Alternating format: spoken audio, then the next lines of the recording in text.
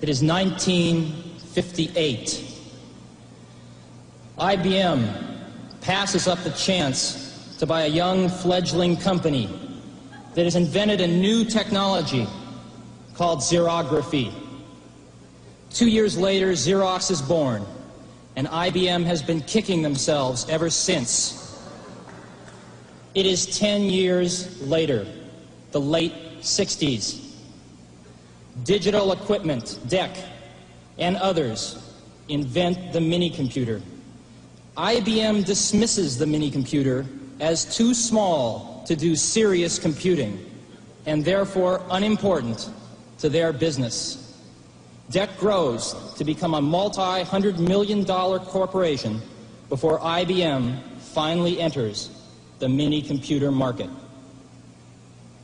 It is now 10 years later, the late 70s. In 1977, Apple, a young, fledgling company on the West Coast, invents the Apple II, the first personal computer as we know it today. IBM dismisses the personal computer as too small to do serious computing and unimportant to their business.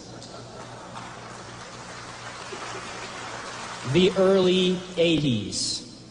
81. Apple II has become the world's most popular computer, and Apple has grown to a $300 million company, becoming the fastest growing corporation in American business history.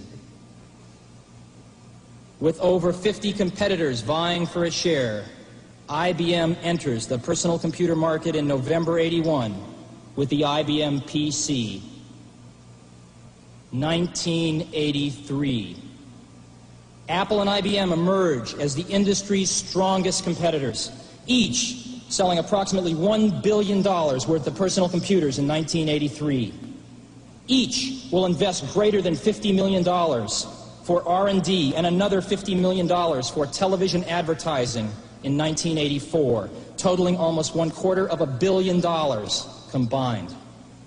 The shakeout is in full swing. The first major firm goes bankrupt, with others teetering on the brink.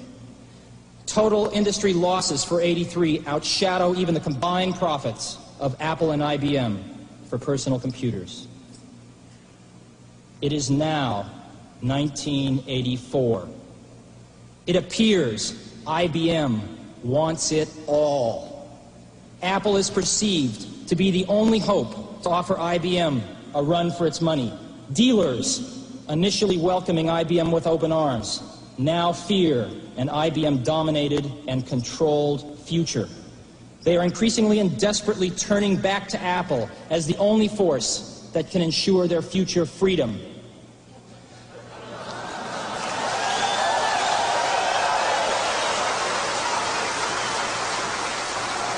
IBM wants it all and is aiming its guns on its last obstacle to industry control, Apple. Will Big Blue dominate the entire computer industry? The entire information age? Was George Orwell right about 1984?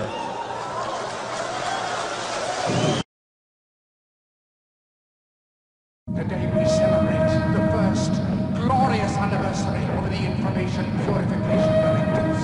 We have created, for the first time in all history, a garden of pure ideology, where each worker may bloom, secure from the pests, obeying contradictory thoughts.